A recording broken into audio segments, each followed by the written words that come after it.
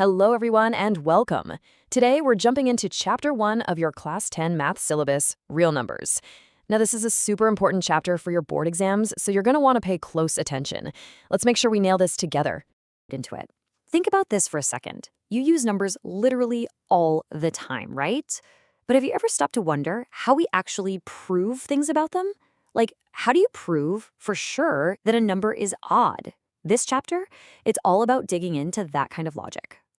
All right, here's the plan. We'll start with Euclid's magic for finding HCF, then unlock the power of prime factorization, sort out rational versus rational numbers, and then we'll jump into some real exam questions before a final recap. Sound good? Let's get started.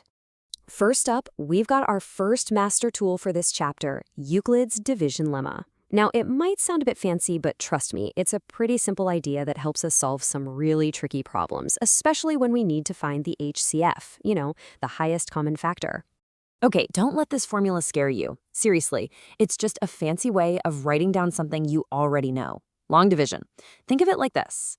A is the number you're dividing, the dividend. B is what you're dividing by, the divisor. Q is your answer, the quotient. And R is whatever's left over, the remainder. The only rule you have to remember is that the remainder, R, can be 0, but it can't ever be as big as B, the divisor. It always has to be smaller. So, that's the lemma. But how do we actually use it to find the HCF of two numbers? Well, for that, we have something called Euclid's division algorithm. It's basically just a step-by-step recipe that uses that lemma over and over. All right, let's see it in action with 847 and 2160. First step, we take the bigger number, 2160, and divide it by 847. We do the math, and we get a remainder of 466. Now, here's the trick. For step 2, our new problem is with 847 and 466. The old divisor becomes the new number to be divided, and the remainder becomes the new divisor. See the pattern? We just keep doing this. Divisor becomes dividend, remainder becomes divisor, again and again, until we finally get a remainder of 0. And whatever the last remainder was before you hit 0, that's your HCF. So for these two numbers, if you keep going, you'll find the last remainder that isn't 0 is 1. So the HCF is just 1. And here's a key vocabulary word for you.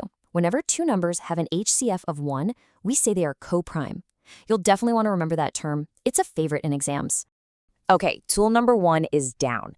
Let's grab our second master tool for this chapter, the fundamental theorem of arithmetic. This one is another absolute game changer, a really powerful concept. So what does it say? It's actually pretty simple. It says that you can take any composite number, any number that isn't prime, and break it down into a product of prime numbers. But here's the kicker, and this is the most important part. That set of prime factors is completely, totally, 100% unique. So why is unique so important? Think of it this way. The prime factors of a number are like its DNA. Take the number 70. Its prime factors are always going to be 2, 5, and 7. You can write it as 2 times 5 times 7 or 7 times 5 times 2. The order doesn't matter. But the building blocks, the 2, the 5, and the 7, they can't change. It's like a unique fingerprint for every single composite number. And that idea, that uniqueness, is what we use to prove all sorts of things. Let's use this idea to solve a quick problem. We have to explain why 3 times 5 times 7 plus 7 is a composite number. Now look closely. You've got two parts to this expression, right? And what do they both have? They both have a 7 in them. So we can just factor out that 7. That gives us 7 times, 3 times 5 plus 1. That's 7 times 16. And there you have it.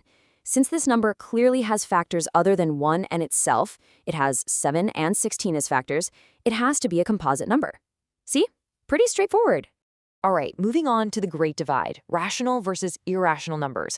This is a huge topic, guys. I can almost guarantee you're going to get a question in your exam that says something like, prove that this number is irrational. So let's make sure we know exactly how to handle it. Now, before we jump into the proofs, there are 3 key rules you just have to know. These are basically the weapons in our arsenal. Rule 1, if you add or subtract a rational and an irrational number, the result is always irrational. Rule 2, if you multiply or divide a non-zero rational number with an irrational one, the result is also irrational. And rule 3, this one's a bit different. If a prime number p can divide a squared, then it can also divide a. Got those? They're crucial. Okay, let's do this. Time to tackle a classic exam question. Prove that the square root of 3 plus 5 is irrational. We're going to use a really clever technique here called proof by contradiction. This method is super important, so let's walk through the steps carefully. So, here's how proof by contradiction works. We start by pretending the thing we want to prove is false, so we're going to assume the opposite. Let's just say for a minute that root 3 plus 5 times is a rational number, like a over b. Now what's the next step? We shuffle the equation around to get the irrational part all by itself. So we get root 3 equals a over b minus 5. Now, stop and look at what we have. On the left side, we have root 3, which we know for a fact is irrational. On the right side, we have a rational number minus another rational number, which has to be rational, right? So our equation is saying irrational equals rational. That's impossible. It's a contradiction. And what does that mean? It means our very first assumption, the thing that started this whole mess, must have been wrong.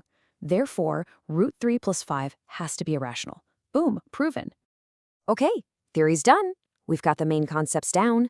Now it's time for the fun part, applying all this to some actual exam-style questions. You ready? Let's get some practice in. So here we have a classic word problem. I know a big block of text can look scary, but don't worry. The trick is to ignore the fluff and just hunt for the key information. So as you read through it, what's the one phrase that jumps out? For me, it's minimum distance. That's our clue. So quick pop quiz. When you see words like minimum or least or smallest, does your brain scream HCF or LCM? That's right, it's LCM. Minimum common distance means we need to find the least common multiple. We're looking for the smallest possible number that 40, 42, and 45 can all divide into perfectly. So all you have to do is find the LCM of those three numbers, and that's your answer. Simple as that. Okay, next question. This is another really common pattern you'll see in exams.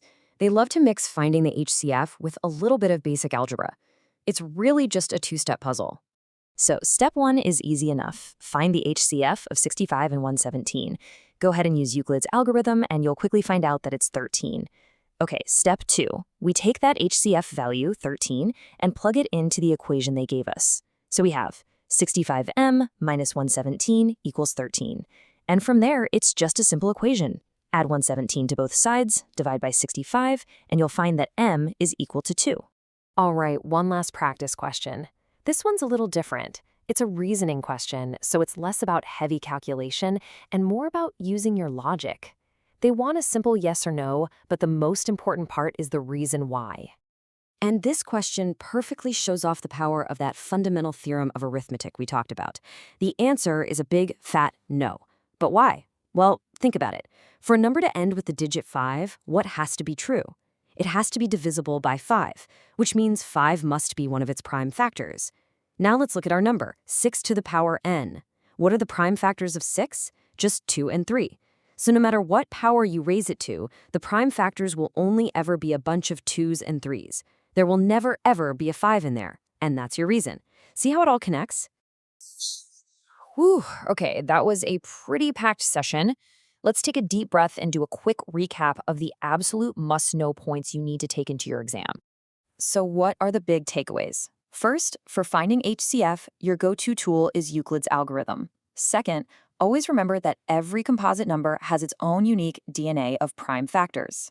Third, when you see a prove it's irrational question, your brain should immediately think proof by contradiction. And finally, when you get those word problems, hunt for those key words.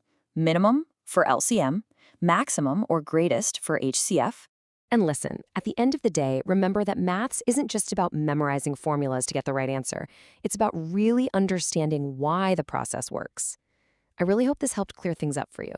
Now, the most important thing you can do is practice. So go on, try some problems on your own. You've got this.